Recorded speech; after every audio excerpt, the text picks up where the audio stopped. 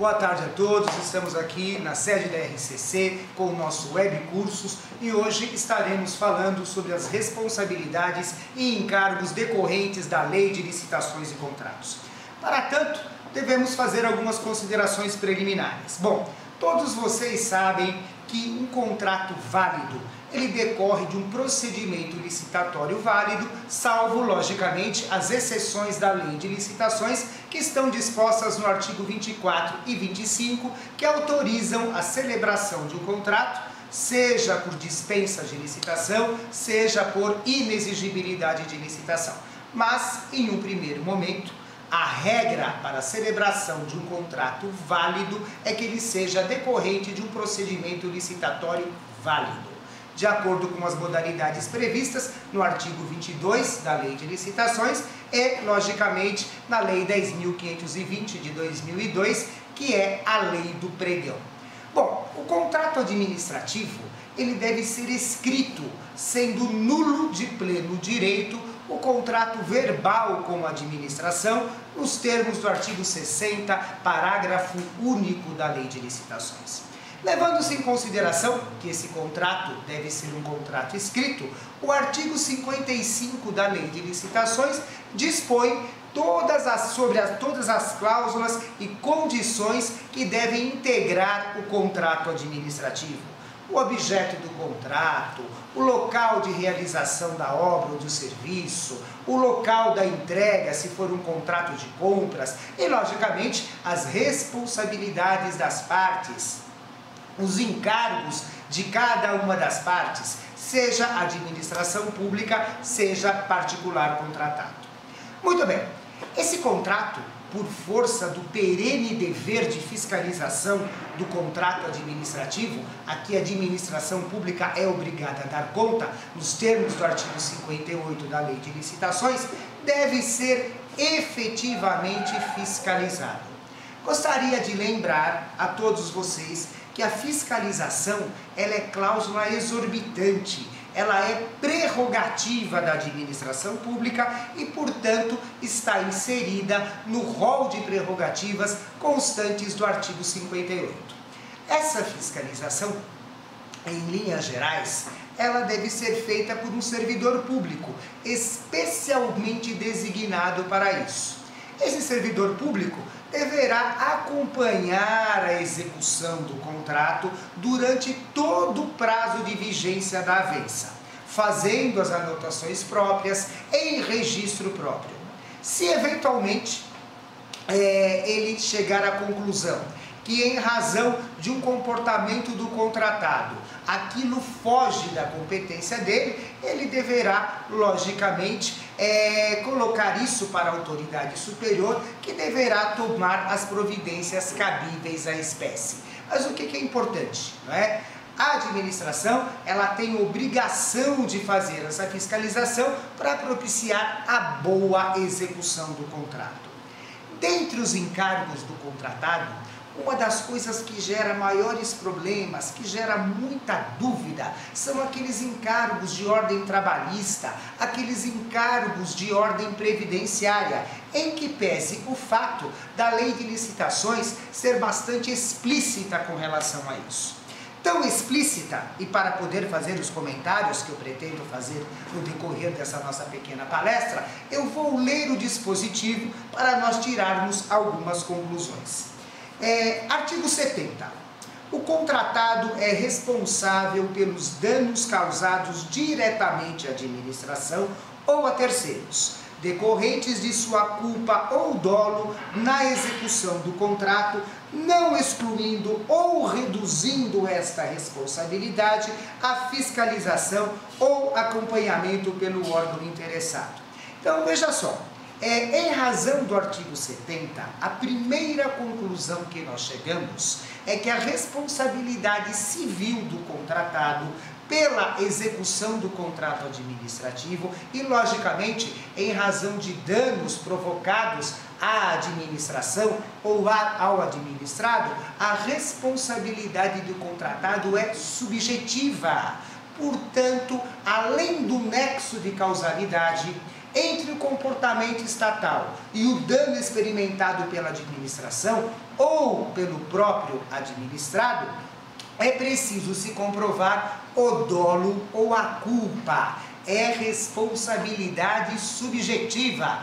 Vocês contratados, vocês que tratam com licitação no dia a dia, contratam com a administração cotidianamente, lembrem-se, para vocês serem responsabilizados, não basta o nexo de causalidade. É preciso a comprovação do dolo e da culpa. Logo em seguida, no artigo 71, nós temos uma coisa mais específica com relação à responsabilidade trabalhista, com relação à responsabilidade previdenciária. Olha o que o artigo 71 reza. O contratado é responsável pelos encargos trabalhistas, previdenciários, fiscais e comerciais resultantes da execução do contrato. Parágrafo 1º. A inadimplência do contratado com referência aos encargos trabalhistas, fiscais e comerciais não transfere à administração pública a responsabilidade por seu pagamento, nem poderá onerar o objeto do contrato ou restringir a regularização e o uso das obras e edificações, inclusive perante o registro de imóveis. Parágrafo 2º. A administração pública responde solidariamente com o contratado pelos encargos previdenciários resultantes da execução do contrato, nos termos do artigo 31 da Lei 8.212 de 1991. Notem, portanto, o seguinte, que a legislação é clara. A responsabilidade previdenciária, ela é de caráter solidário, ou seja, a administração pública e particular contratado respondem solidariamente. A questão que sempre suscitou dúvidas é a questão da responsabilidade trabalhista. Antes da ADC 16, antes da ADCOM número 16, julgada pelo STF, o que acontecia? Quando eventualmente o contratado, o particular contratado, o licitante vencedor, não adimplia as responsabilidades trabalhistas para com seus empregados, o que acontecia? O empregado ia na Justiça do Trabalho, colocava a empresa que era contratada da administração e a administração pública no polo passivo da ação. E o entendimento que se tinha até antes da ADC de número 16 era que a administração pública também respondia pelos encargos trabalhistas, ainda que o citado artigo 71 fosse claro, não é? Que a inadimplência com relação aos encargos trabalhistas não transferia para a administração esta obrigatoriedade. Na realidade, discutia-se muito a constitucionalidade do artigo 71. Hoje, após a ADC de número 16, a coisa me parece que tomou outro rumo, né? Então, o que se fala hoje em razão da ADC de número 16? Que realmente é constitucional o artigo 71. E que, portanto, não se transfere esta responsabilidade trabalhista para a administração pública. Logicamente que isso tem que ser entendido nos seus devidos termos. Quando eu falo que não se transfere a responsabilidade trabalhista, nós devemos lembrar de alguns condicionantes. Se eventualmente a administração pública não for diligente, se eventualmente a administração pública pecar com a responsabilidade em elegendo, com o dever de fiscalizar, logicamente que poderá haver aí a condenação em uma responsabilidade solidária. Aliás, desculpem, em uma responsabilidade subsidiária. Haja vista que não se cumpriu o dever de fiscalização. Mas ainda a coisa, vamos dizer assim, vai ter muita coisa ainda para se discutir. Mas, de qualquer maneira, hoje, pelo menos, nós já temos um parâmetro. Vou até me certificar com relação ao artigo. O artigo 71, conforme já falei, em razão da ADC de número 16, hoje ele foi julgado constitucional. A regra é não transferir a responsabilidade para a administração, salvo se ela não promover o dever de fiscalizar, que, conforme eu falei para vocês, é cláusula exorbitante, é prerrogativa da administração pública. No mais, com relação ao descumprimento das responsabilidades e encargos do contratado, com relação à execução do objeto do contrato propriamente dito. Bom, isto pode levar à rescisão do contrato. A rescisão do contrato administrativo determinada pelas hipóteses constantes do artigo 78 da Lei de Licitações. Gostaria de lembrar a todos vocês que a rescisão do contrato administrativo, por culpa do contratado, gera a execução da caução. Ou seja, o contratado, em razão de uma rescisão de contrato administrativo, por culpa dele, contratado, ele pode perder a caução na sua integralidade para a administração pública. Claro também que uma rescisão administrativa, ainda que realizada por ato unilateral da administração pública, ela exige um procedimento administrativo. Um procedimento administrativo que deve ser observado, ou seja, exige-se a obediência ao princípio do contraditório e da ampla defesa, determinado pela nossa Constituição Federal, no artigo 5º, inciso 55 da Constituição Federal, que determina a obediência ao princípio do contraditório e da ampla defesa, não só nos processos judiciais, mas principalmente no processo administrativo.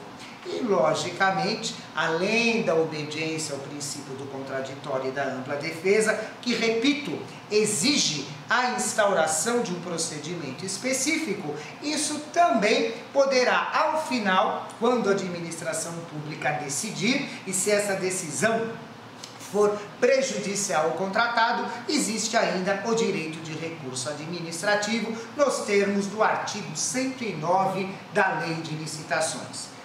Fim do procedimento administrativo.